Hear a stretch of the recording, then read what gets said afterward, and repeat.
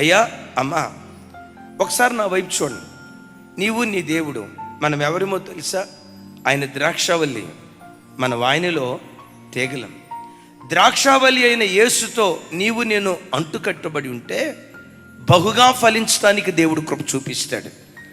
గమనించండి, చెట్టులో కొమ్మ ఉన్నట్లుగా చెట్టుగా పిలువబడుతున్న యేసుక్రీస్తులో ఒక కొమ్మగా నువ్వు బ్రతుకుతూ ప్రతి క్షణం నీ యేసుని చూసి, అయ్యా నా బ్రతుకునికి నీవే ఆధారం, నువ్వు లేకపోతే నేను బ్రతకలేనయ్యా, నువ్వు ముఖం చాటేస్తే రెప్పపాటు కాలం కూడా భూమి మీద నేను జీవించలేనయ్యా, నా ఉచ్ఛ్వాస నిశ్వాసలు నీ చేతిలో ఉన్నాయి, నా మేలు కీడులు నీ చేతిలో ఉన్నాయి, నా ప్రాణం నీ చేతిలో ఉంది, నా ఆయుష్షు ఆరోగ్యం నీ చేతిలో ఉంది, నా ఉద్యోగ వ్యాపారాలు నీ చేతిలో ఉన్నాయి, నా పిల్లల భవిష్యత్తు నీ చేతిలో ఉంది, నీవిచ్చిన నీ సంఘం నీ చేతిలో ఉంది, నేను కలిగిన ప్రతిదీ నీ చేతిలో ఉంది.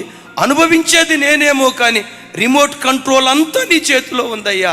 నువ్వు బ్రతికిస్తే నేను బ్రతుకుతా, నువ్వు ఆరోగ్యం ఇస్తే నేను ఆరోగ్యంగా జీవించగలుగుతా, నా బ్రతుకు దినాలు పొడిగిస్తే నేను దీర్ఘాయుష్తో జీవిస్తా, ఒక్క క్షణం నా మీద నుంచి నువ్వు ముఖం తిప్పేస్తే రెప్పపాటు కాలములో మట్టికి మట్టి అయిపోతానయ్యా అని ఎరిగి కొమ్మ చెట్టు మీద ఆనుకున్నట్లుగా ప్రతి క్షణం యేసుక్రీస్తు మీద ఆనుకుంటే 30 దొంతులుగా 60 దొంతులుగా 100 ఫలించడానికి దేవుడు కృప చూపిస్తాడు.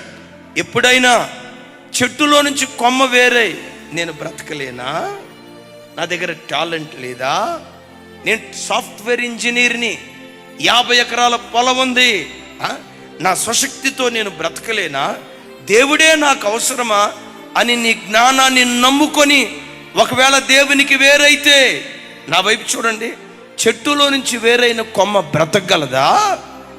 చెట్టులో నుంచి వేరైపోయిన కొమ్మలో నుంచి ఫలాలు రాగలుగుతాయా? ఎప్పుడైతే కొమ్మ చెట్టులో నుంచి వేరైపోయిందో అది ఎండిపోవటం ప్రారంభిస్తుంది, ఆకులు రాలిపోతాయి, పూత రాలిపోద్ది, కాయలు రాలిపోతాయి, చివరికి పొయ్యిలో పెట్టుకుని కట్టెగా అది మారిపోద్ది. తమ్ముడు చెల్లి, మీకైనా నాకైనా, వాక్యం బోధిస్తున్న నాకైనా మీకైనా యేసుక్రీస్తు పచ్చని ద్రాక్ష చెట్టు లాంటివాడు. ఆ ఉత్తమమైన ద్రాక్షావల్లిని ప్రతి క్షణం మనం ఆనుకొని బ్రతకాలి.